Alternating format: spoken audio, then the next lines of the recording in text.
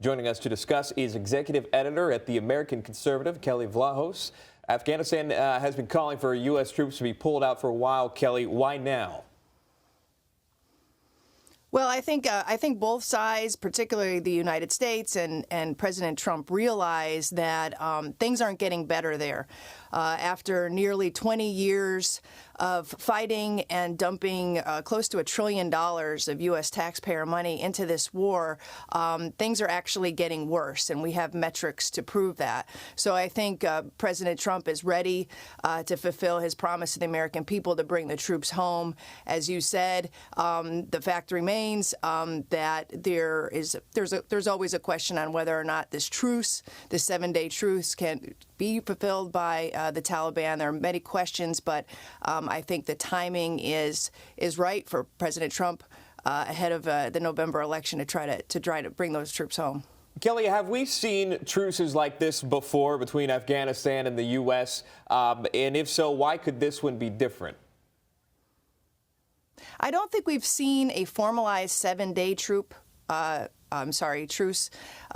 in the past 17 years. I'd have to check on that, but I think this is probably the most formal that we have gotten, and it does put some pressure on the Taliban to comply. If the violence ceases over that 7-day period, then the U.S. will sign a more formal agreement with the Taliban, and then some more serious talks will be engaged at that point between the Afghans and the Taliban and the U.S.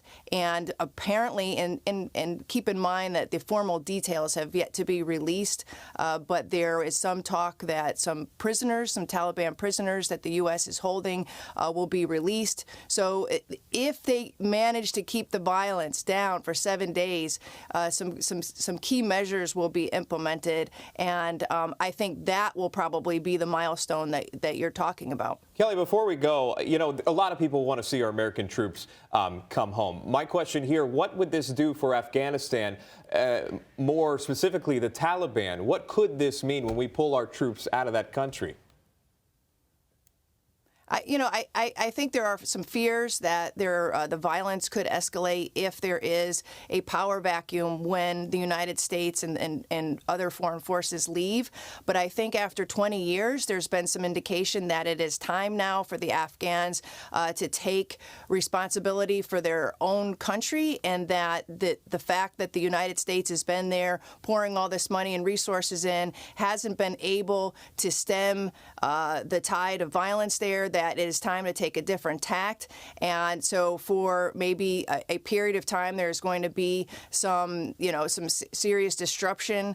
But they're suffering as it is now. I think it might force them to really take things seriously. The corruption, the violence. The Taliban might get a foothold in the government, which I think that might come out of talks. And I think moving forward and taking a different path is probably the right thing to do. And I think President Trump is doing that. Absolutely. All right. That's Kelley Vlahos, executive editor at the American Conservative. Kelley, thanks so much. We appreciate your time.